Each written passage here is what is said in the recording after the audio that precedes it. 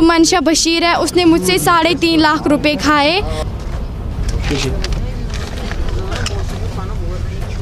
Blackmailing करती है। ये मैंने मंशा बशीर के अकाउंट में ही डाले हैं। हाँ जी, ये उसका अपना अकाउंट नंबर है, मैंने इसी में ये पैसे डाले हैं और 50,000 मैंने उसको कैश दिए साहब। मेरा नाम गजाला रसूल है, मैं डिस्ट्रिक्ट अनंतनाग से आई हूँ। मैं अपना हक मांगने आई हूँ इधर पे, जो कि मुझे नहीं मिल रहा है।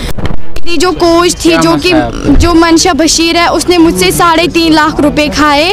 उसने बोला कि मैं तुम्हारे भाई को नौकरी पे लगवाऊंगी उस रेलवे डिपार्टमेंट में। फिर उसने मुझे वो वहाँ से फेक ऑर्डर दिया, सारा कुछ। मेरे मामा पापा ने उसको ट्रांजैक्शन किए हैं 3 लाख रुपए और हमने उसको कैश दिए हैं 50,000। तो वो मुझे वापस दे ही नहीं रही है। फिर मैंने उसको सफाकदल थाने में केस किया, वहाँ के SHO ने मुझे 40,000 दिलवाए। तब से फिर केस स्टॉप हो गया। फिर मैंने वकील भी हायर किया और वकील उसको कंटिन्यू नोटिस भेज रहा है, कुछ भेज रहा है, लेकिन वो वहाँ से कोई रेस्पॉन्स देती ही नहीं है। मैंने उसको सामने भी बोला कि मैम मुझे मेरे पैसे वापस दो। वो मुझे वहाँ से बोलने लगी कि तुम क्या करोगी। हाँ सही है ना, हम क्या कर सकते हैं। वो लड़कियों को पैसे खाते हैं, ब्लैकमेलिंग करती है। आप मुझे ये बताइए, जो पैसे आपने डाले हैं ये किसके अकाउंट में आपने डाले? ये मैंने मंशा बशीर के अकाउंट में ही डाले हैं। हाँ जी, ये उसका अपना अकाउंट नंबर है, मैंने इसी में ये पैसे डाले हैं और 50,000 मैंने उसको कैश दिए। और जम्मू में जब मैं थी उसने मुझसे भी वहाँ पे 20,000 दिए। मैं उनका बोल ही नहीं रही, मैं बस इनका बोल रही हूँ, मेरा उसने मुझे ये भरोसा दिलवाया कि एक तो मैं तुम्हारी बेस्ट कोच हूँ, ऊपर से मैं तुम्हारी बड़ी बहन। मैंने उसको बहन समझ के उस पर ट्रस्ट किया।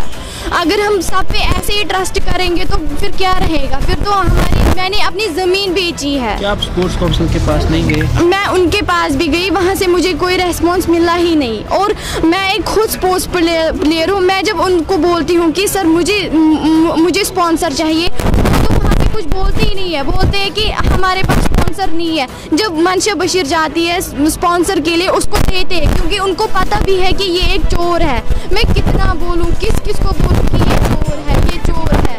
और मैं चाहती हूँ कि मुझे मेरा इंसाफ मिले। मेरा पापा जो है वो खुद बीमार है, हमारी फाइनेंशियली कंडीशन बहुत ज़्यादा ख़राब है।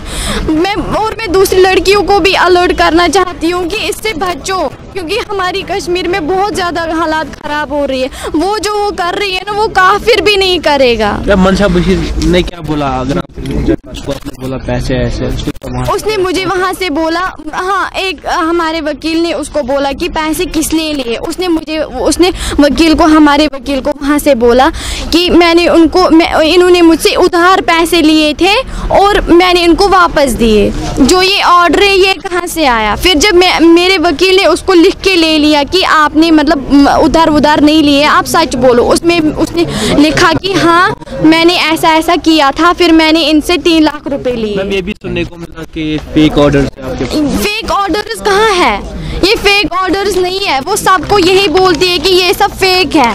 कहाँ का फेक है ये? मैंने उसको 3 लाख रुपए दिए हैं। वो श्रीनगर की है और मैं डिस्ट्रिक्ट अनंतनाग से हूँ। वो मुझसे पैसे कैसे उधार ले सकते हैं? मेरी डिमांड ही है कि मुझे मेरा हक मिले। और जो वो झूठ पे झूठ बोलते हैं कि मैंने इसको पैसे दिए हैं, उसने मुझे कोई पैसे नहीं दिए। उसने मुझे बस अकाउंट में वो 40,000 दिलवाए हैं, जो कि सफाकदल थाने से मुझे मिला है। और मैं सबसे यही बोलना चाहती हूँ कि इस लड़की से बच के रहिए।